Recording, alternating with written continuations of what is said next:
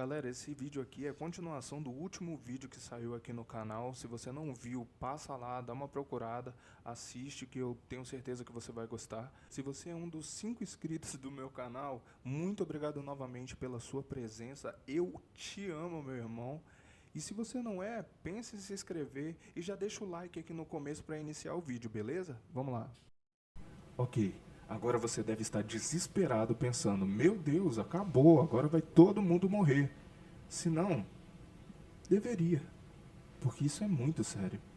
Ou não, você pode ser mais uma daquelas pessoas descrentes que não acredita em nada além daquilo que a ciência fala.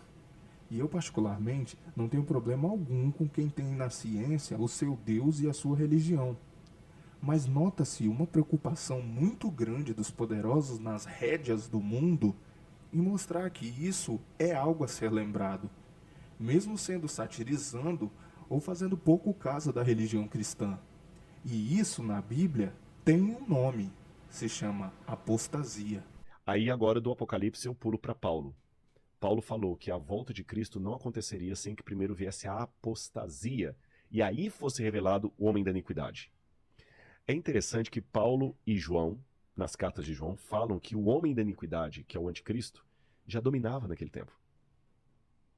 Ele fala porque ele já domina e esse poder já opera e já está entre nós. Nas cartas, João... Mas aí, Pode ir. Essa é a pergunta que eu ia fazer, mas faz que ela é importante. então o anticristo já estava vivo Já naquela estava época? vivo naquela época. Ué? O cara é Jason? É. Não que seja um anticristo, não que seja uma pessoa que está viva até hoje tramando contra, entendeu? Mas um sistema comandado por entidades, protestades, anjos caídos, inclusive anjos caídos que talvez ainda estejam na Terra. Se você pesquisar sobre Anunnaki e essas coisas, você vai descobrir umas paradas que parecem ficção científica. Tá, mas qual a finalidade disso tudo? Pra que montar todo esse circo se nada que a Bíblia fala é real? Será? A finalidade é preparar o território para um novo rei, aquele que irá substituir Deus na terra, que irá unir todas as nações por meio de uma falsa paz. Você não sabe quem ele é, mas sabe exatamente de quem eu estou falando. Aí que tá. João fala, porque vocês sabem que o anticristo há de vir. E muitos anticristos já saíram pelo mundo. Ah, tá. Então Opa, existem vários vários anticristos. Até o anticristos. grande anticristo Exatamente. do final. É igual o Zorro, né? Tem vários Zorros, né? Sei. Até o anticristo no final. E quem que João descreve como sendo o anticristo? Alguém que saiu do nosso meio. Porque na carta de João ele fala o seguinte, porque vocês ouviram que vem o anticristo, eu digo, o anticristo já existe e está entre nós, aguardando apenas aquilo que o tira. Aqui, olha, 1 João capítulo 2, versículo... O Rodrigo ele vai pedir para o host ler, mas o que está sendo dito é, o anticristo, ele já estava ali, ele já estava no meio. E o que o Rodrigo está dizendo é que ele era um de nós e se afastou de nós. Ele era um de nós e saiu, ele era um de nós e nos traiu. Olha, vou deixar continuar o vídeo. Ele vai se aprofundar mais na ideia dele, é a visão dele.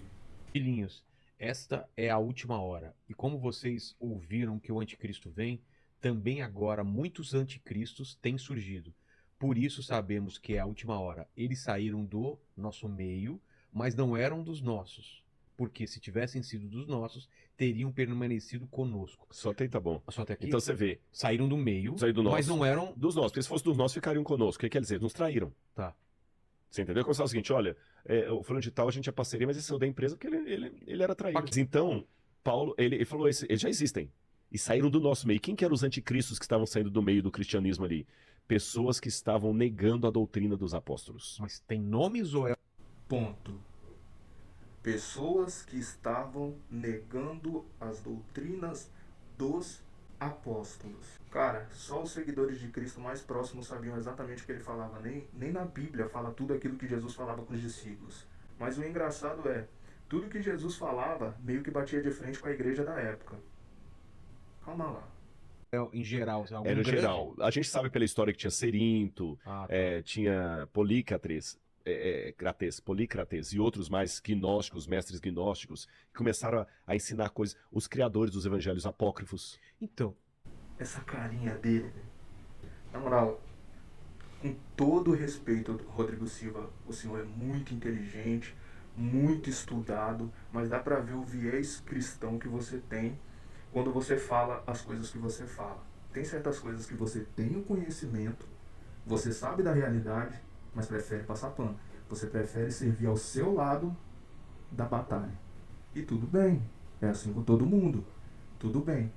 Mas o engraçado é que você está colocando aqueles que foram mártires, aqueles que morreram para defender a palavra, como se fossem traidores. Os essênios. Essênios esses que têm a ideologia muito mais parecida com Jesus Cristo do que o próprio cristianismo. Diga-se de passagem que foi a religião que matou Jesus. Agora, tudo que os essênios dizem é muito parecido com aquilo que Jesus pregava e ia contra a igreja. Quer ver um exemplo? Não, vou deixar você concluir. Depois eu vou para outro vídeo que mostra mais ou menos isso. Seriam dissidentes, Dissidentes então? do cristianismo. Porque não sei se todos, mas alguns apócrifos tentavam ir contra o que estava Nos livros gerais, nos e livros por isso oficiais. foram tirados. Exatamente. Agora olha o que aí Paulo fala. Para falar a verdade, alguns livros apócrifos complementam livros da Bíblia. E você sabe disso, Rodrigo. Você sabe que tem livros que falam lá sobre os Néfilins, fala sobre a relação sexual dos filhos do céu com os filhos dos homens, entendeu? Você sabe dessas coisas. E foram tirados por quê? Entendeu? Eu acredito que é mais por objetivos políticos do que por ser ou não inspirado por Deus. Você mesmo vai falar isso. Você mesmo vai falar isso. Que eu li João, né? É. A volta de Jesus não se dará sem que primeiro venha a apostasia. Apostasia é uma palavra grega que significa ruptura, separação, divórcio, quebra de aliança. Tá. Ora, a primeira condição, a condição sine qua non para morrer é estar vivo. Certo. A condição sine qua non para cometer um fratricídio é ter irmão. Filho único não tem como cometer fratricídio. Como esse daqui é meu canal, muitas das vezes eu coloco a minha opinião. Em minha opinião, cara, eu odeio tanto quando as pessoas, tudo bem, são pessoas estudadas, estudaram para isso, mas elas colocam numa linguagem onde o povo comum não vai entender. Só para mostrar superioridade, para mostrar que é estudado e tal. Tudo bem, cara. Mas eu acho isso ridículo, tá ligado? Jesus, ele sabia de muita coisa e ele falava pro povão da maneira que eles iriam entender. Não de uma maneira para botar ele num pedestal como se ele fosse filho de Deus. Ele não precisava falar quem ele era. Quando os discípulos perguntaram para ele quem era o filho de Deus, ele só perguntava: quem você acha que é? Ele não afirmava, ele não precisa afirmar. Até que um afirmou que era ele. Cara, não precisamos disso. Eu gosto de ter uma linguagem onde todo mundo vai entender, onde todo mundo que vai assistir o vídeo vai entender, e vamos tocar o vídeo. Morte de irmão. Tá certo? Órfão não tem como fazer um patricídio, matar pai. Quem é solteiro não tem como adulterar. Só pode adulterar quem é pode casado. Não. Só, em tese, Sim. só é possível de adulterar quem é casado. Só é possível de apostatar quem... Tá dando muito rodeio. Mas vamos falar sobre os essênios? Vamos fazer um ponto para quem eram os essênios? Para não ser algo injusto? Porque no meu ponto de vista, isso que está sendo colocado é injustiça. Foram encontrados os pergaminhos do Mar Morto que eu tive lá com o Sayão. Sim. Em Cumerã é o nome do lugar. E, Quem era esse povo que estava aguardando esse... Tinha alguma coisa relacionada ao Apocalipse? Eles estavam esperando o Apocalipse, é isso? Eles aguardavam Então. a vitória do bem contra o mal. então a gente sabe que nos tempos bíblicos existiam... Lembrando, ela tem origem judaica, essa moça que está explicando, e o outro rapaz, ele é um cristão. Então, o ponto de vista deles, embora seja embasado na verdade, é a palavra daqueles que continuaram, entendeu? Todos os essênios foram mortos, pelo que se sabe. Pode ser que exista alguma ordem escondida? Pode ser, mas os essênios em si, eles eram os cristãos antes do cristianismo. Seria o início do cristianismo. um grupo judaico chamado os essênios. A teoria mais aceita, que também eu aceito, é que a população que vivia nessa cidade eram essênios. E eles acreditavam que o fim dos tempos estava próximo. Eles estavam esperando uma grande batalha, que eles chamavam a Batalha dos Filhos da Luz contra os Filhos da Escuridão. Quem são os Filhos da Luz? Eles. Eles mesmos. Ah, sempre. E quem são os Filhos da Escuridão? O resto do mundo, inclusive os outros judeus. Principalmente os que estavam no templo em Jerusalém. Eles consideravam, eles falavam que o templo tinha sido corrompido. E eles, por isso, tinham se afastado da corrupção. E quando Jesus critica o templo, muitas das críticas dele são críticas corretas. O templo estava corrupto, também por influência romana. Os romanos estavam influenciando muito o templo. E daí eles se afastam de Jerusalém, vão para o meio do deserto e vão ver uma vida pura, isolada, esperando essa grande batalha apocalíptica. Por isso, eles viviam de uma maneira coletiva, não tinha propriedade privada, tudo era de todos. Eles viviam uma vida celibatária, eles não casavam, não tinham filhos. Eles se purificavam todos os dias pelas águas. Eles tinham seus escribas, eles viviam uma vida dedicada. Peraí.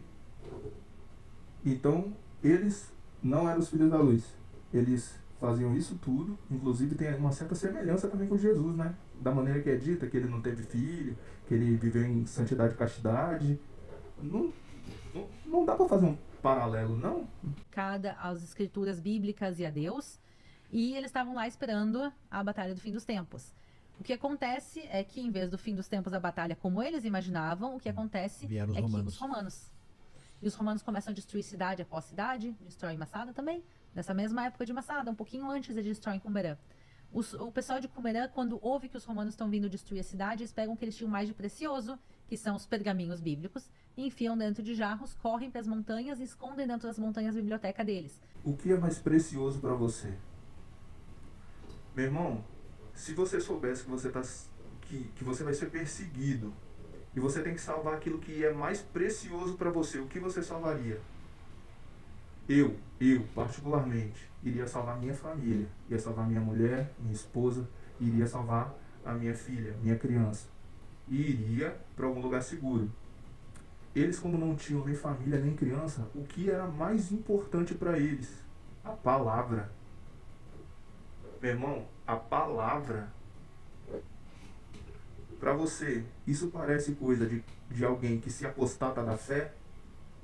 Para mim parece que alguém com muita fé, praticamente um monge, né, se afastou da grande cidade para poder servir, entendeu?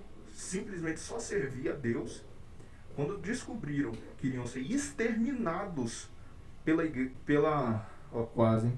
que iam ser exterminados pelo povo romano, pelos soldados romanos, pegaram o que tinha de mais precioso para eles, no caso, as escrituras que eles tinham, e levaram para esconder para outra geração poder descobrir a verdade. Se os romanos viessem, queimassem a cidade, a biblioteca seria salva, e depois eles poderiam lá voltar e buscar os pergaminhos. E o que acontece é que os romanos vão e matam até o último essênio, até a última pessoa da cidade, e não sobra ninguém vivo para contar que a biblioteca foi escondida. E já que esses livros eram rolos fechados, dentro de jarros selados, dentro de uma caverna no meio do deserto, Ficou lá 1900 anos. 1900 anos super preservados. Ninguém descobriu nesse tempo. E ninguém descobriu. 1947. Exatamente. Em 47, sem querer, beduínos encontraram esses pergaminhos. E aí os pergaminhos depois, os primeiros... Uma das maiores descobertas, É considerado uma A maior. É a maior. do século. Pois bem, eu não sei nem o que falar agora, velho. Querendo ou não, a história que a gente tem hoje em dia é a história de quem venceu. Quem venceu a batalha. Quem vence a batalha mostra a narrativa, entendeu? O perdedor, quem morreu, não tem como falar qual era a verdadeira narrativa. Eles tiveram como falar pelas escrituras deles. Se vocês quiserem que eu fale mais um pouco sobre quem eram os essênios, deixa nos comentários, que aí eu faço um vídeo especial sobre quem eram os essênios. Mas olha só que engraçado. Voltando lá no vídeo do Rodrigo Silva, ele mesmo fala sobre essa corrupção que estava lá e que os soldados romanos estavam em comum e se transformou na igreja. Que aquela cidade que domina sobre os reis da terra, que hoje nos persegue, amanhã vai estar junta com o povo de Deus, perseguindo o povo de Deus. A igreja católica, talvez? Aí agora do Apocalipse eu pulo para Paulo. Paulo falou que a volta de Cristo não aconteceria sem que primeiro viesse a apostasia, e aí fosse revelado. Ou seja, se afastaram da verdadeira palavra, aquela que talvez não tenha sido colocada toda na Bíblia, aquela que foi escondida, aquela que foi colocada de maneira política, foi tirada de maneira política para não entrar na Bíblia e a gente não saber da verdade até chegar o tempo da revelação, que é isso que Apocalipse significa, revelação, que é quando Jesus vai vir e no auge da sua glória e mostrar a verdade para todo mundo. Então, os judeus sabiam que antes da volta do Messias haveria as dores do parto. E há uma discussão no judaísmo como o Messias deveria vir. O Talmud diz isso. Ele vai vir no céu com poder e grande glória, como diz o livro de Daniel, ou vai vir humilde num jumentinho, como diz o profeta Zacarias. Aí tinha várias linhas. Alguns judeus achavam que iam vir 2 Messias, um Messias filho de José, outro Messias da descendência de Judá. Cada um tinha uma linha. Bom, mas Jesus veio. E Jesus falou que haveria 2 vindas do Messias. A primeira, que ele veio humilde, e a segunda, que ele voltará. E entre uma e outra, nós perceberíamos a outra pelas dores de parto. Que Jesus fala, quando ouvirem falar de guerras, rumores de guerra, terremotos, é o princípio das dores. Ele usou a mesma linguagem. Aí veio a igreja cristã primitiva. Os primeiros leitores do Apocalipse, das cartas de Paulo, que viveram no 2º século de nossa era, os chamados pais da igreja, nenhum deles interpretou que o anticristo viria de Israel, não. Eles deixaram bem claro o seguinte, o anticristo virá de Roma. O anticristo virá de Roma. Que era o povo que oprimia os judeus. Exatamente. Exatamente. E o anticristo vai ser justamente quando o cristianismo der as mãos para Roma. Até, se não me engano... Aí a gente vê os essênios fugindo para o deserto porque não concordavam que o templo estivesse seguindo os preceitos de Roma, como a moça falou.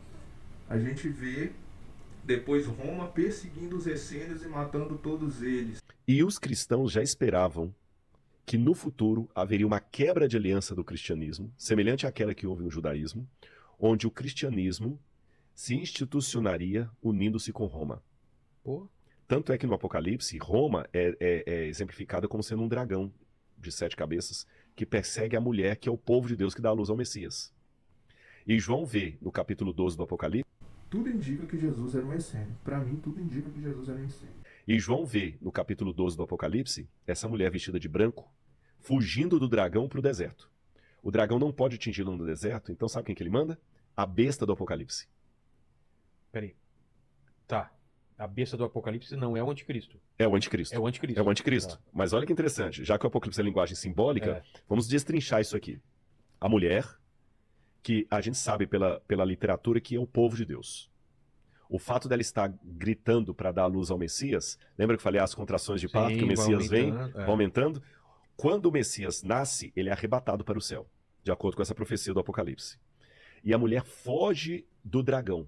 O dragão fica irado e vai perseguir a mulher. É Roma perseguindo o povo de Deus. Aí a Bíblia fala que a mulher foge para o deserto e o dragão não pode atingi-la. Como o dragão não pode atingi-la, ele fica em pé na areia do mar e sobe do mar a besta, que é o anticristo. Como não podem tocar nos essênios, manda Roma ir lá e matar todo mundo, né? E destruir tudo aquilo que eles falam, tudo aquilo que eles acreditam, para que não vá a palavra à frente. E aí, quem é que institui o cristianismo como uma religião grande da maneira que é hoje? Roma, né? Interessante. Inclusive, o maior templo existente é em Roma, né? É o Vaticano, a cidade de 7 colinas que você mesmo fala. E é interessante que sempre na literatura antiga, ugarítica, o mal é representado por 2 monstros, do mar e da terra. E no Apocalipse tem 2 bestas, uma do mar e outra da terra, que é o anticristo. Essa besta vai para o deserto perseguir a mulher. Só que a cena do Apocalipse congela aí. Para, igual o cinema lá de Portugal. Sei, dá uma pausa. Quando você vai lá no capítulo 17, o anjo vira para João e fala o seguinte, vamos até o deserto, que eu vou te mostrar o julgamento da grande prostituta. Que é? Que se prostituiu com os reis da terra. A mulher que fugiu? Como ele mesmo falou, sabiam que iria existir uma grande ruptura, o cristianismo. E aí o cristianismo iria se juntar com aquele que antes a perseguia. E aqueles outros? A mulher de branco são os seguidores de Cristo, os adoradores de Deus, certo? Ok, se essa ruptura foi feita, existe a igreja, Acelera, a igreja que acelera foi... muito. Não vou ficar falando assim. Vou acabar matando. É complicado. A mulher que fugiu? Aí, exatamente, por que eu acho que é a mulher que fugiu? Porque quando ele vai, olha bem, a história da mulher pura perseguida pelo dragão, ela é congelada com a mulher fugindo pro deserto e a besta indo. Certo. Não Congelada não. Acabou. Acabou a história dela. Entendeu? Se dividiu em duas a igreja e uma foi exterminada. A que fugiu pro deserto foi exterminada. E a outra... Bom, fala aí o que aconteceu com a outra. fala mais nada de besta, nem de mulher, nem de deserto. Só fala que ela foi Só corrompida. fala no capítulo 17, quando, quer dizer, a besta fala no capítulo 14, mas da besta e a mulher Só só volta no capítulo 17. Aí quando volta no capítulo 17, um anjo vira para João, você pode até acompanhar, e ele fala aqui, ó, capítulo 17, olha. Veio um dos 7 anjos, que tem as 7 taças cheias da cólera de Deus, e falou comigo dizendo, vem, vou mostrar a você o julgamento da grande prostituta que está no deserto. E o anjo transportou-me em espírito a um deserto. E quando João vai ao deserto, João vê o quê? Uma mulher montada na besta, vestida de púrpura, escarlata, joias, pérolas e embriagada com sangue dos santos. Nossa. E a Bíblia fala que quando João viu... Ou seja, a igreja católica, hoje rica por ter se vendido à besta, cheia de joias, embriagada pelo sangue. Ah, pelo amor de Deus, dá para entender. Para bom entendedor, meia palavra basta. Os justos foram mortos e os outros, bom, se prostituíram. É triste, é triste. Mas a religião cristã, religião essa que eu tive como base, entendeu? Nasci em um lar cristão, e infelizmente ele foi criado em cima, não vou dizer de uma mentira, mas de meias verdades. E a verdade? Quando é que vão contar pra gente? Viu isso? Tem um versículo que fala o seguinte, e quando a vi, admirei-me com grande espanto. Deixa eu fazer um parênteses aqui, abra uma notinha de rodapé. Por que João se admirou tanto? É porque ele viu o que ele nunca imaginava. A mulher, povo de Deus, que foi para o deserto perseguida pela besta, está agora colhada com a besta, montada na besta e embriagada com o sangue dos santos. O montada não significa que ela dominou a besta, mas sim ela tão juntas. Estão juntas, estão juntas. E sabe por que estão juntas? Essa imagem que Deus mostra para João aqui é a mesma imagem que você tem na mitologia grega. Que na mitologia grega tem a história de uma mulher, o touro é uma besta. Essa mulher que só foge com o boi sobre as águas, ela é descrita como uma mulher que se assenta sobre muitas águas. A mesma descrição do Apocalipse daquela mulher. Exato. E sabe qual que é o nome dessa mulher? Não. Europa. Europa? Europa. E João vai mais além. Aqui, eu convido o pessoal em casa depois a lerem o capítulo 17 do Apocalipse. O anjo ainda explica para João, essa mulher que você viu, que se assenta sobre muitas águas, essas águas são povos, nações, línguas e reinos. E essa mulher também é aquela cidade que se assenta sobre 7 colinas. Qual cidade é essa? Roma. Por que 7 colinas? Porque você tem 7 colinas em Roma. Ah, Tem uma moeda no museu lá que tem Roma, nessa moeda, Roma é eterna, Sim. uma mulher sentada sobre 7 colinas. Nossa. Qualquer historiador sabe que Roma é descrita como uma cidade sobre 7 colinas. E fala, é a cidade que domina sobre os reis da terra. Então significa, se eu estivesse na época de João lendo, que aquela cidade que domina sobre os reis da terra, que hoje nos persegue, amanhã vai estar junta com o povo de Deus, perseguindo o povo de Deus. Aí agora do Apocalipse eu pulo para Paulo. Paulo fala... E voltamos para onde você começa a julgar aqueles que foram mortos. Complexo. Bem agora, muitos anticristos têm surgido. Por isso sabemos que é a última hora. Eles saíram do nosso meio, mas não eram dos nossos. Porque se tivessem sido dos nossos, teriam permanecido conosco. Só tem, tá bom. Só até aqui? Então, Aí que tá. Ele era um dos nossos.